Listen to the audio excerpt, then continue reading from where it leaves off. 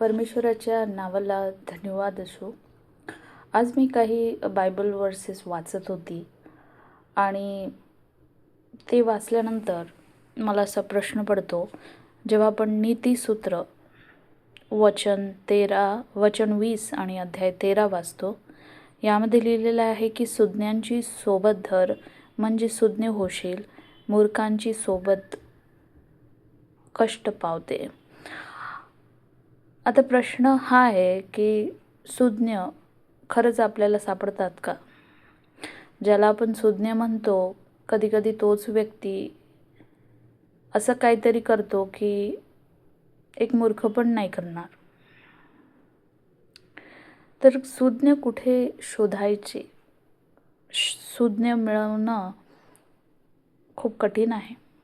आणि तुमच्या जीवनामध्ये जर एखादी व्यक्ती सुज्ञ असेल तर त्या व्यक्तीची सोबत निश्चितच धरा. पण सुज्ञ सापडणं खूप कठीण आहे. आणि जेव्हा आपण आपल्या जीवनामध्ये अशा स्तरावर येतो जिथे आपण पाहतो की सुज्ञ कोणी राहिलं नाही, तेव्हा आपण आतुरतेने परमेश्वराकडे पाहतो. आणि पहिले इतिहास अध्याय 16 आणि वचन 11 असं म्हणतं, परमेश्वर व त्याचे सामर्थ्य यावर भरवसा ठेवा. आजकाल कुणावरही भरवसा ठेवता येत नाही. आपलेच लोक, आपल्याच परिवारामधले नातेवाईक लोक इतकी फितोरी करू शकतात आपल्याशी, याची कल्पना पण आपण करू शकत नाही. आणि परमेश्वराचं वचन असं म्हणतं की माझ्यावर भरवसा ठेव, कारण मी बदलणारा देव नाही आहे. लोक बदलतात पण परमेश्वर बदलत नाही. आणि माझ्यामध्ये सामर्थ्य आहे. लोकांमध्ये सामर्थ्य असलं तरी ते सामर्थ्य ते तुमच्या कल्याणासाठी वापरणार नाही.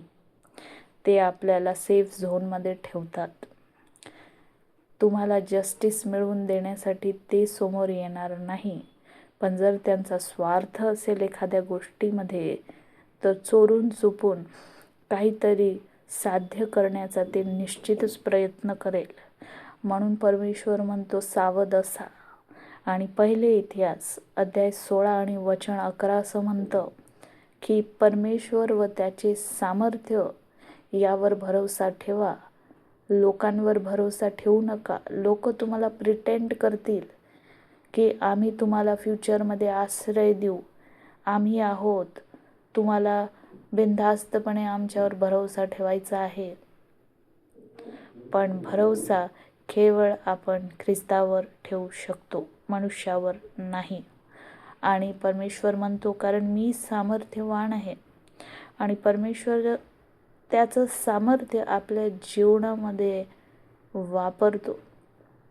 लोक त्यांचं सामर्थ्य आपल्या कल्याणासाठी वापरणार नाही, पण परमेश्वर त्याचं सामर्थ्य आपल्या कल्याणासाठी वापरतो. आणि याच वचनामध्ये पुढे असं लिहिलेलं आहे की त्याच्या दर्शनाविषयी सदा आतुर राहा. परमेश्वर तुमच्याशी बोलू इच्छितो. परमेश्वर तुम्हाला दर्शन देऊ इच्छितो. म्हणून वचन नेहमी वाचा. वचन नेहमी वाचा. आज मला स्वप्न पडलं की मी एका ठिकाणी गावाला जात आहे आणि मी माझे जेवढे पण कलेक्शन्स आहेत बायबलचे, आता मला बायबलचे वेगवेगळे कलेक्शन्स ठेवायला खूप आवडतात. सगळे व्हर्जन्स, सगळ्या टाईपचे आणि डिफरंट साईजेसचे बायबल्स मला घ्यायला खूप आवडतात. आणि जेव्हा मला असं स्वप्न मला पडलं की मला परदेशात जायचं आहे. आता जेव्हा आपण परदेशात जातो, परदेशात जाण्याची माझी काही फारशी अशी इच्छा नाही आहे. मला एवढं क्रेज नाही आहे परदेशात जाण्याचं. पण मला असं स्वप्न दिसलं आणि त्या स्वप्नामध्ये मला असं दिसलं की मी पॅकिंग करत आहे. आणि मला कळून नाही राहिलं की मी कुठलं बायबल नेऊ आणि कुठलं नाही. कारण आपल्याला लिमिटेड सामान न्यावं लागतं. आणि मग मी बायबलची साईज, बायबलचं वेट हे सगळं बघून विचार करत होती की कुठलं न्यावं आणि कुठलं नाही. कारण परमेश्वराचं जे वचन आहे ते आपल्याजवळ असायला पाहिजे, भरभराटीने प्रॉव्हिजन असायला पाहिजे. परमेश्वराचं वचन तुमच्या घरच्या प्रत्येक खोलीमध्ये असलं पाहिजे. परमेश्वराचं वचन, आता हे जे बुकमार्क्स आहे आपण बुक्समध्ये ठेवतो, पण हेच जर बुकमार्क्स आपण पूर्ण भिंतीवर लावले, जर आपल्याकडे रिकामी वेळ असला,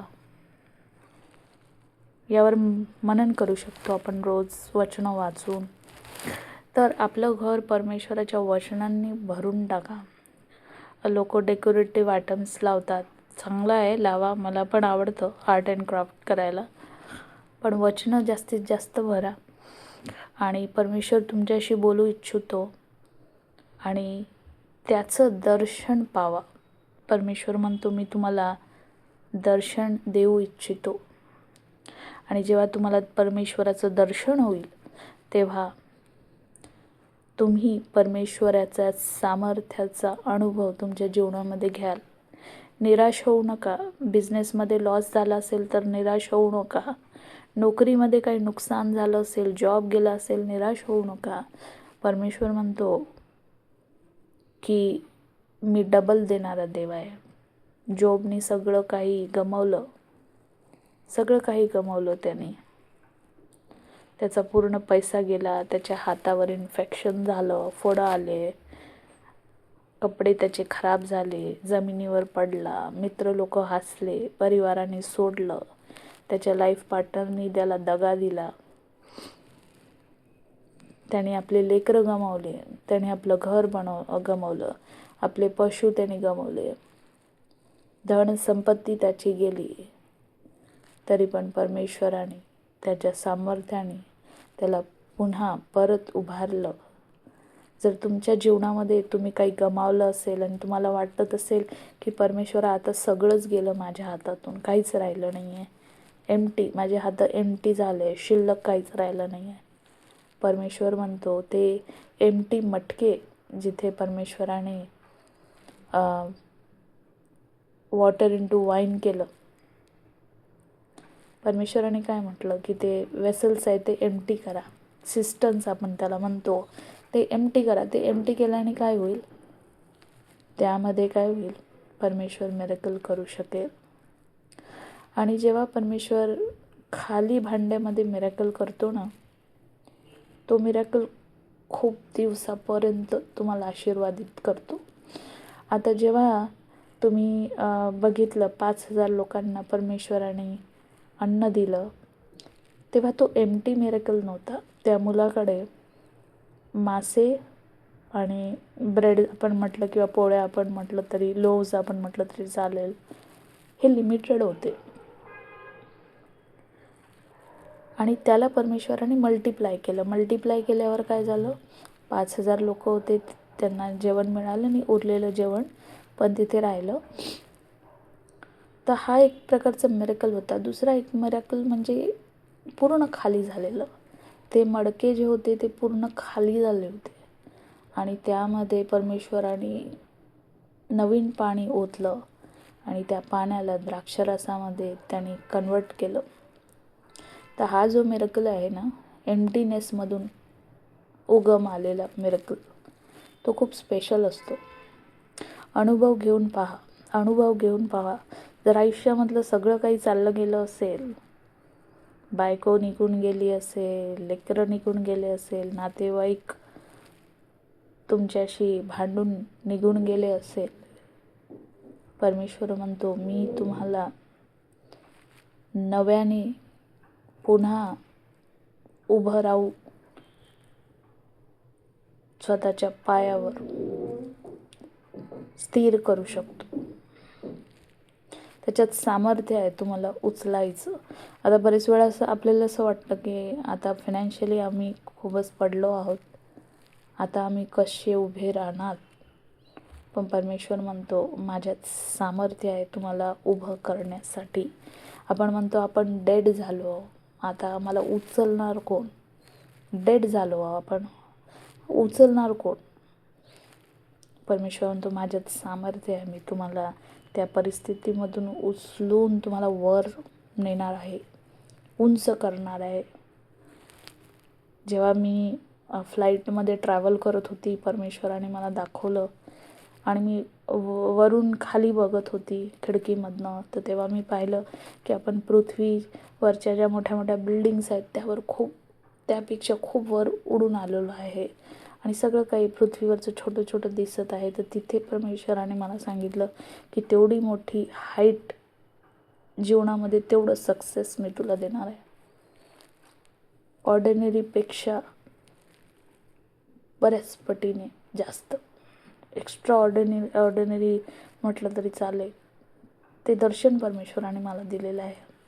रिसेंटली आपण ऐकतो की एक हिरोईन शेफाली जरीवाला हिची मृत्यू झाली आणि जेव्हा तिच्या हजबंडचा मी इंटरव्ह्यू बघत होती, त्यांनी असं सांगितलं की जेव्हा ती मरण पावली, तिला आपण काटा लगा गल म्हणतो, जेव्हा ती मरण पावली तेव्हा तिचा जो हजबंड होता तो बॉडी बिल्डर आहे आणि त्याची जर साईज पाहिली, शेफालीची साईज पाहिली, तर हजबंडची साईज तिच्यापेक्षा 100 पटीने जास्त आहे. ताकदवान माणूस, तो जिम ट्रेनर आहे. तो व्यक्ती म्हटला की मी माझ्या बायकोला उचलू शकलो नाही जेव्हा तिचा प्राण गेला. त्याने तिला उचलायचा प्रयत्न केला, ॲम्ब्युलन्समध्ये टाकून दवाखान्यात नेण्यासाठी, पण तो तिला उचलू शकला नाही. एक जिम ट्रेनर म्हणतोय की तो जी शेफाली जरीवाला, ती वजनाने खूप कमी, खूप स्लिम, कारण ती हिरोईन असल्यामुळे तिने खूप डायटिंग आणि बरंच काही केलं होतं, तिला तो उचलू शकला नाही. आणि मग त्याने काय केलं, तिला तो उचलू शकला नाही, त्याने तिची बॉडी खुर्चीवर बसवली आणि मग 2-3 जणांची मदत घेऊन तिला त्या खुर्चीवरून ड्रॅग करण्याचा प्रयत्न केला आणि मग दवाखान्यात नेलं. तर डॉक्टरने सांगितलं की हिचा जीव ऑलरेडी निघून गेलेला आहे. तर त्याने एक वक्तव्य केलं आणि तो म्हटला की ज्या शरीरामध्ये प्राण नाही ते शरीर इतकं भारी होऊन जातं की ते आपण उचलू शकत नाही, त्याला 2-3 लोक लागतात उचलायला.